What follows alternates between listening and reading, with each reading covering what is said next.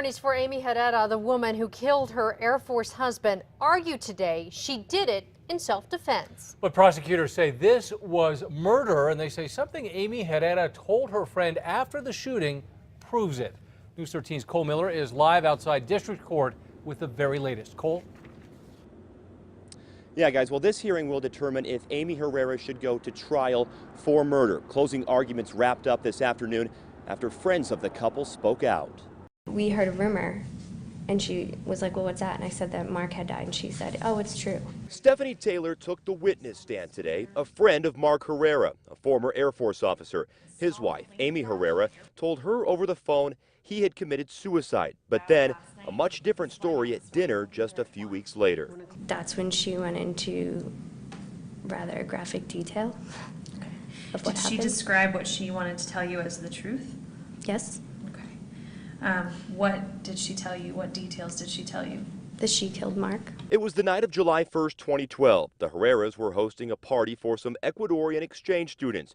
Prosecutors say Mark had been drinking and got upset when a male student had gone into the bedroom of a female student. They say he pulled out a gun. From there, he went to a bedroom closet. Amy followed.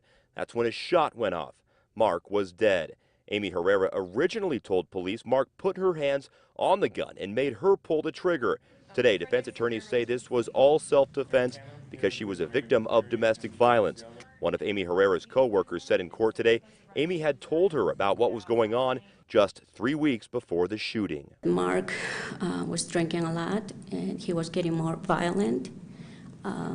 She told me that he was shoving her on the bed against the wall, and also that he gets the gun.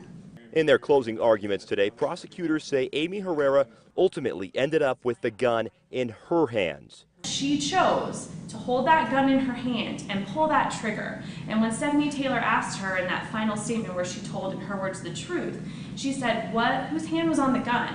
And Amy said it was hers, and then says, oh, maybe I don't remember. She backed off of that because she knew that's a bad thing to admit to. The defense acknowledges this was no accident. You've got someone with a tremendously high blood alcohol content waving a gun around, threatening people. Anybody in that moment is going to feel the kind of fear, sudden terror that is at the core of our definition of sufficient provocation.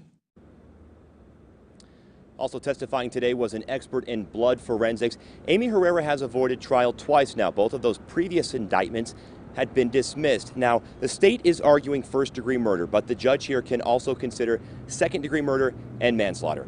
Back to you. Cole, thank you. That hearing is set to continue tomorrow morning at 10:30. With closing arguments wrapped up, Judge Brianna Zamora could decide tomorrow whether this case will go to trial.